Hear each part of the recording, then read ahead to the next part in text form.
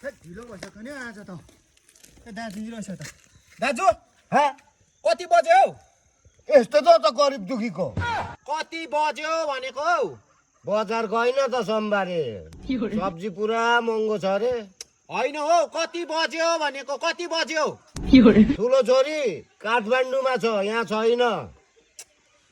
अरे कति बज्यो टाइम टाइम कति भयो टाइम आज पानी नै आएन नुहाउनै पाइन म बिहानको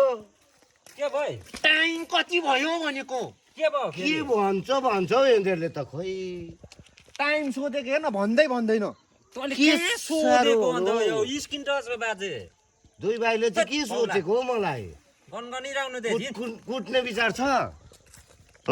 मलाई कुट्ने विचार छ बुढो मान्छेलाई बिना पत्तामा क्याङ क्याङ क्याङ क्याङ गरिदिनु